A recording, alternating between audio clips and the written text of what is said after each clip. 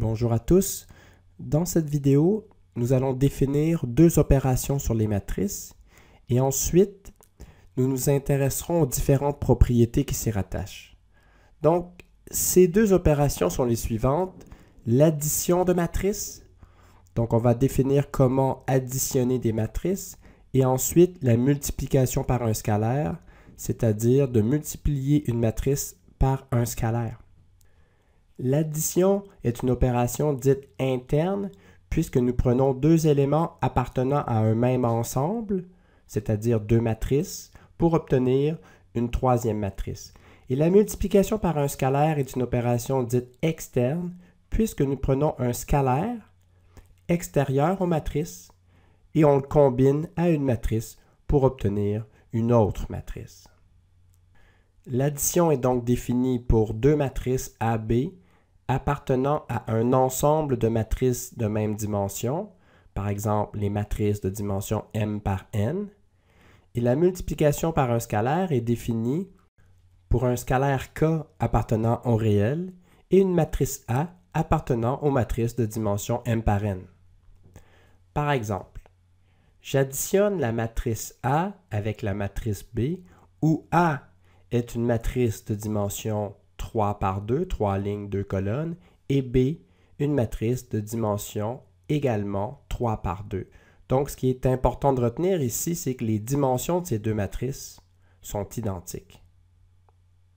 Les deux matrices en question sont les suivantes. Donc, A, c'est une matrice dont la première ligne est 2, moins 4, la deuxième ligne 0, 7 et moins 2, 6, additionnée à la matrice B, qui est la matrice 3, 1, première ligne, deuxième ligne 4, moins 1 et enfin 4, 5.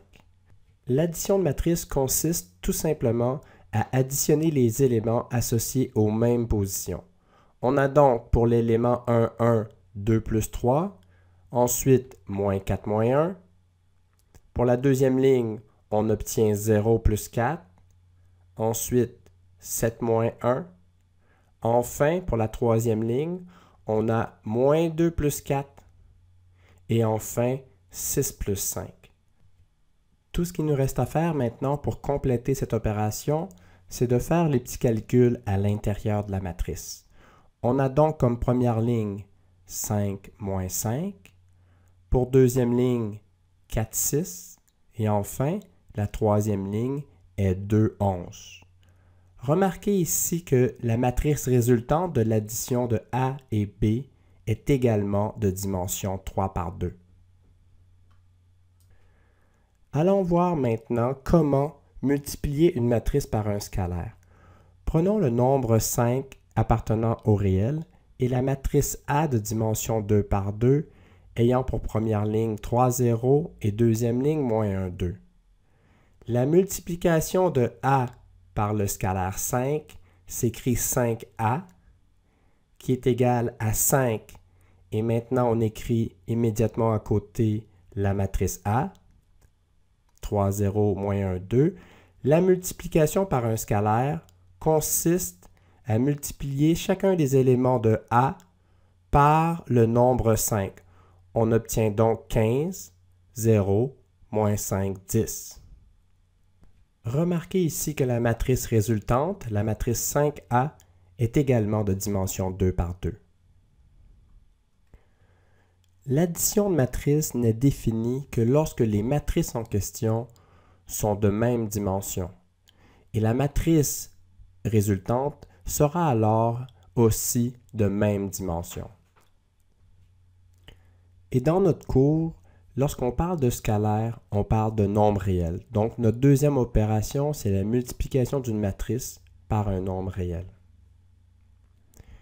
En général, si on veut définir l'addition de matrices, on a A, une matrice de dimension m par n, et B, une autre matrice de dimension m par n.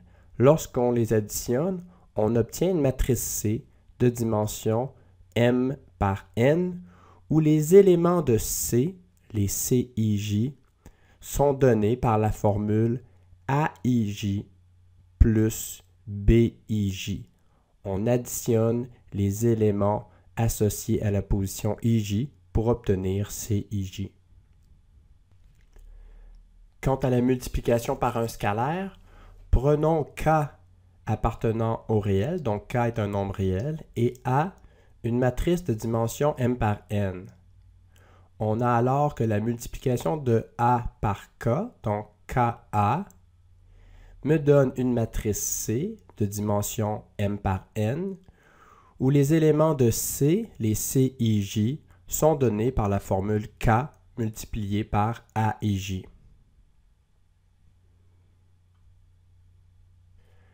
Avant de poursuivre vers les propriétés associées à ces deux opérations, l'addition et la multiplication par un scalaire, je dois vous présenter quelques définitions.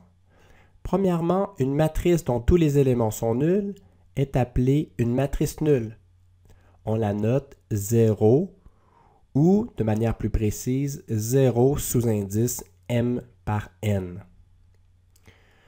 Pour une matrice A quelconque, la matrice dont les éléments sont de signe contraire s'appelle la matrice opposée de A et on la note -A. Enfin, lorsqu'on rencontre A moins B, cela signifie A plus la matrice opposée de B.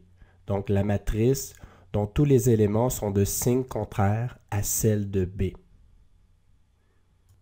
Considérons maintenant le triplet formé par un ensemble, une opération interne et une opération externe. Dans notre cas, l'ensemble, c'est les matrices de même dimension, donc les matrices par exemple de dimension m par n. L'opération interne, c'est l'addition matricielle, la première opération que l'on peut noter O1. Et ensuite, l'opération externe, c'est la multiplication par un scalaire que l'on peut noter O2. Donc, les matrices de même dimension accompagnées de l'addition matricielle et de la multiplication par un scalaire nous donnent les 8 propriétés suivantes, donc de P1 à P8.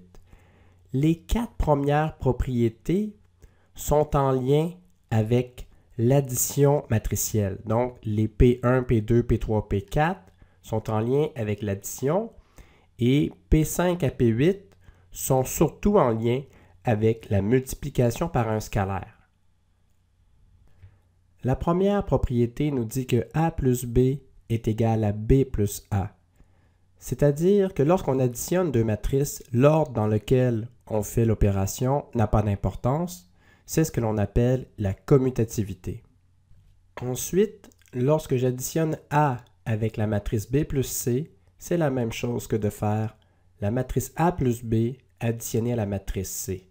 C'est ce que l'on appelle l'associativité de l'addition matricielle. La troisième propriété nous dit que toute matrice A additionnée à la matrice nulle nous redonne la matrice A. Ça signifie que la matrice nulle est ce que l'on appelle l'élément neutre pour l'addition matricielle. La quatrième propriété nous dit que A additionné à son opposé nous donne la matrice nulle. Donc, moins A est ce que l'on appelle l'élément inverse pour l'addition matricielle.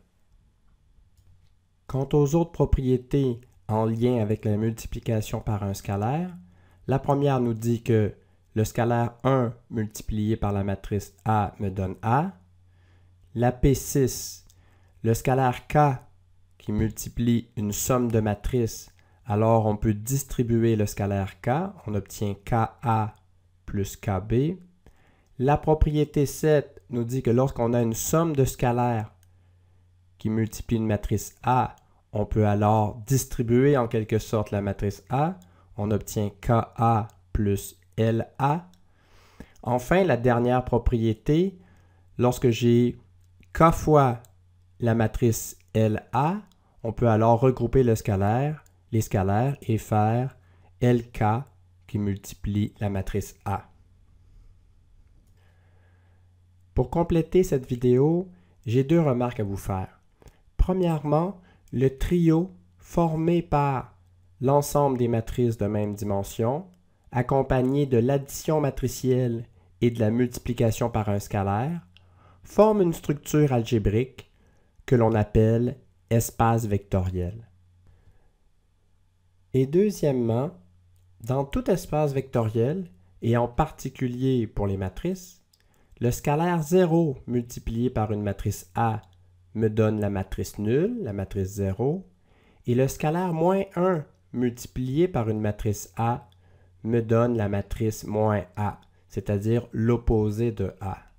Ces deux résultats sont valides.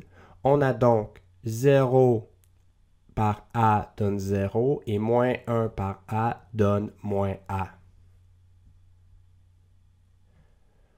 Voilà donc ce qui complète cette vidéo. Bonne étude et à bientôt.